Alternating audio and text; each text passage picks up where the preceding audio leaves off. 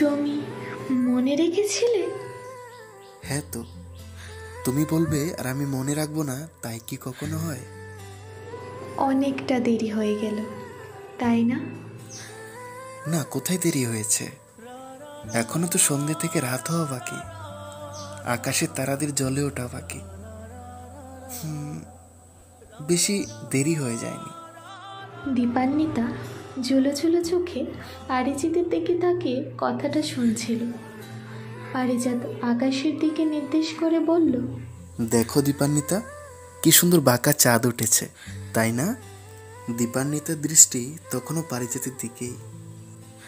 পারিজাত তখন হেসে বলল, কি দেখছো এরকম করে? তোমাকেই দেখছি। আমিই তো তোমাকে নিয়ে এলাম এই সন্ধ্যের নদী আর আকাশের মিলন দেখতে। কত স্নিগ্ধ, কত সুন্দর, তা না দেখে তুমি আমাকে দেখছো দীপান্বিতা? দীপান্বিতা হেসে হেসে বলল, এই যে বললাম, বড্ড দেরি হয়ে গেছে পারিজাত দা। পারিজাত বিষণ্ণ মুখে দূরে তাকিয়ে রইল। দীপান্বিতা তখন পারিজাতের কাঁধে মাথা এলিয়ে দিয়ে বলল, ঠিক যেন এইভাবেই নদীর বুকে ভেসে একটা সন্ধে দেখার কথা ছিল আমাদের, একসাথে আজ থেকে বছর 7 আগে, তাই না পারিজাত দা? আজ আজ আমি অন্য কারো স্ত্রী। সে আগের মতো অধিকার দেখি আমার কোলে মাথা রাখতে পারছো কি? না। সেই একই আবদারে বলতে পারছো কি, দীপান্বিতা আমার মাথায় হাত বুলিয়ে দাও তো, আমি তোমার ছায়ায় নিজেকে হারিয়ে আকাশ দেখব। না। তবে কি এখনো বলবে দেরি হয়ে যায়নি?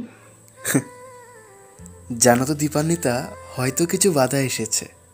তোমাকে আগের মতো ছুঁয়ে দেখতে পারবো না, হয়তো আমি রাখতে পারবো না তোমার হাতে হাত। তবে বিশ্বাস করো, ভালোবাসাটা না ঠিক আগের মতোই আছে। এই আকাশ, এই সন্ধে আর নদীর জলের ছলাং ছলাং শব্দটি ঠিক আগের মতোই আছে।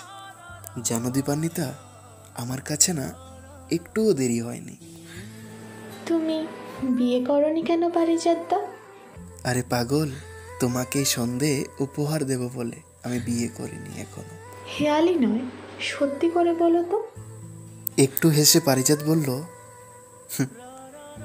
এই প্রশ্নের উত্তরের সময়টা না অনেক দেরি হয়ে গেছে।